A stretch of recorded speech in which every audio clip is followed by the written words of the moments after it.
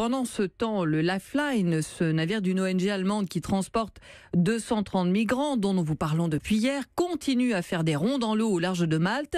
Dans les eaux internationales, il est toujours en fait à la recherche d'un port pour l'accueillir, Jean-Jacques Herry. Oui, statu quo, après avoir été ravitaillés en nourriture, en eau et en médicaments, les 240 personnes secourues par le bateau de l'ONG allemande s'apprêtent à passer une nouvelle et 3e nuit en mer parce qu'aucun pays ne veut d'eux.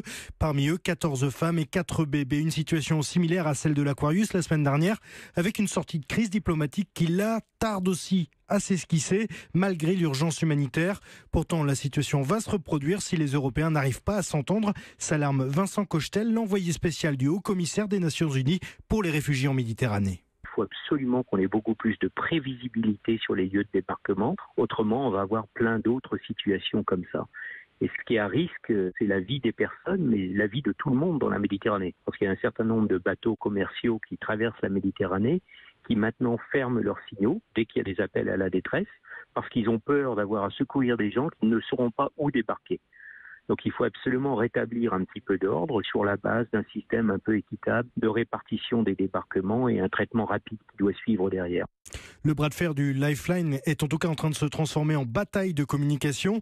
Il y a quelques jours, le ministre intérieur italien, Matteo Salvini, qui refuse toujours d'ouvrir ses ports, parlait de cargaison de chair humaine. L'ONG allemande lui répond aujourd'hui « Nous n'avons pas de viande à bord, seulement des humains », avant de l'inviter à venir lui-même le vérifier.